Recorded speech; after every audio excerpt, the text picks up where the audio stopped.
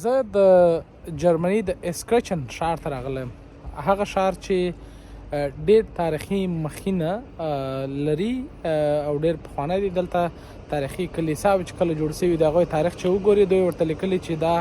هر یوه په 1915 کلونو او حتی 1430 یعنې د 1400 کاله څخه هاخوا ته دوی دا دغه لیکلی چې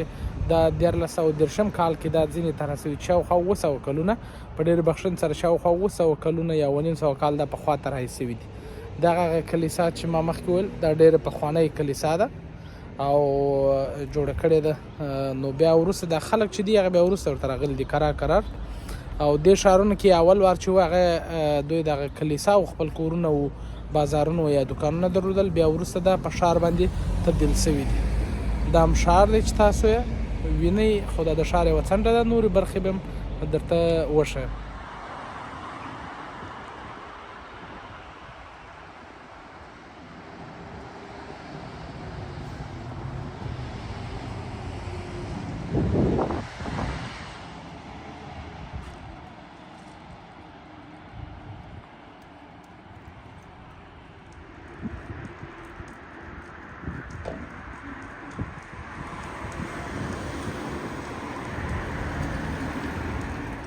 دا هم د اسکرچن یوه تاریخي کلیسا او د هغې سره ترڅنګ د کاتولیکانو یو مکتب دی چې دلته ماشومان درس وایي، خو اصلا اوس ناوخته دی، نن رخصت دی ټول. دا هم هغه کوچنی سکوټرونه دي چې خلک له دې څخه استفاده کوي، یو دوه نفره باندې کلیسا تقریبا شاوخوا 15 کالو څخه جوړه ده، خو ولې هلته لیکلي چې د دې تاریخ چې دی یعنې 250 کاله مخکې دا یوه پله جوړه سوې بیا خرابه سوې ده، په لومړي او دوهم نړیوال جنګ کې بیرته بیا رغول سوې ده. دا هم د ښار منځ چې تاسو وینئ، دا د برقي موټرونو دپاره یو ځای جوړ سوی. موټرونه دلته هر ځای هر یوه خپل د کور مخې ته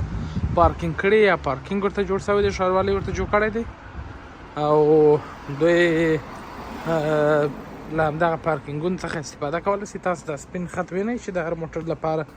جوړ دی او هغه ځای چې سپین خط ښاروالۍ جوړ کړی دوی هلته کولی شي خپل موټرونه پارک کړي. او دا هم یوه ویاله غوندې چې د دوی د اوبه د ښار پکښې ځي ورځي. دلته جرمني کې اوبه بیخي ډېرې زیاتې دي. تاسو وینئ دا ویاله یې ټول پخه جوړه کړې ده. دا هم یو بله تاریخي کلیسا چې دوی جوړه کړې. دلته یو ساعت پکښې دی او هلته لوړ هم دا کلیسا په سر کې یو چرک غوندې یو شی جوړ کړی چې ستا دا یې غټ یو مینار دی. مثلا د دوی ټول کلیساوې چې دی یو مینار لري، هغه کې یو زنګ بسته وي چې هر ساعت باندې زنګ وي. دا هم د کلیسا بغل. دوی کلیساو کې دوی عبادتونه ډېر زیات کیږي، یعنې هره شنبې او یک شنبې خلک ورته راځي او دلته ټول خلک ورته په اصطلاح احترام هم لري ډېر زیات. کلیساوې یې بیخي ډېر زیاتې دي. د ښار یو منځ کې یو دانه جوړه سوې ده. یوه ښه خبره لا دا چې هر ځای د ونو کښېنولو یو دغه فرهنګ شته، ونې کښېنول سوي او خلک هم ټول دغه ښار چې دی هغه ډېر پاک ساتي، خپل د ښار پاکوالي ته ډېره پاملرنه کوي، ونې کښېنوي او ترافیکي نښو ته ډېر مراعت کوي. تاسې وګورئ دا خلک هر یو پر هغه ترافیکي نښه باندې ځي او راځي او دوی ډېر احترام لري، یعنې یو هم غیر قانوني کار نه کوي تر څو پورې خپل ښار خراب کړي یا ترافیکي قوانین چې دي هغه خراب کړي. که چیرې موږ او تاسې هم داسې د خپل هیواد کې ترافیکي قوانینو ته ډېره پاملرنه وکړو، ښایي زموږ او ستاسې هیواد هم همداسې جوړ هېڅ کومه ستونزه ونه لرو. دا هم د اسکرچن ښار بانوف چې ورته وایي هماغه ځای دی. دا بسونه د همدې ځای دی چې مختلفو سیمو ته ځي او دلته ستا یو شی لا چې زه ستاسو لپاره روښان کړم، دلته بایسکلونو پارکینګ دی. نو دې کې دلته دا پاني وینئ دلته ټولې شته،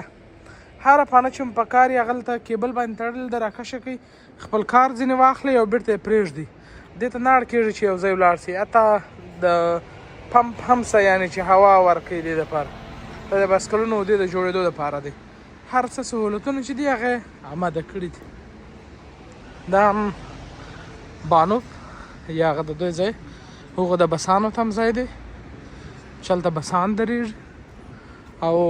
لوړه خواته هم د ټرین هم ځای دی چې ټرینونه راځي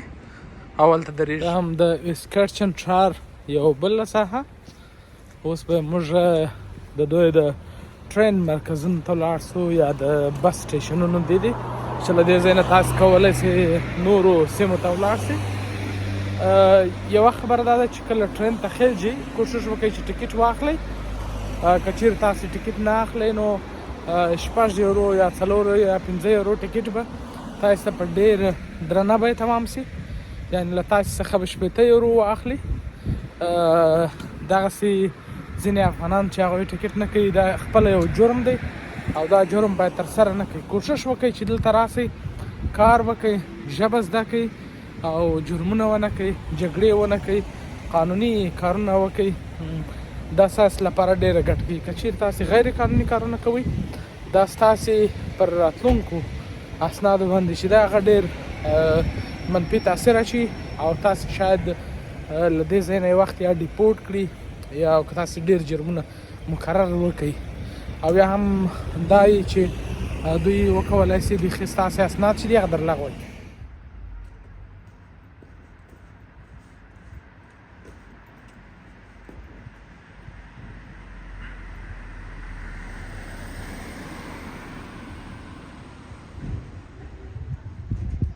دا هم د ښار یوه برخه ده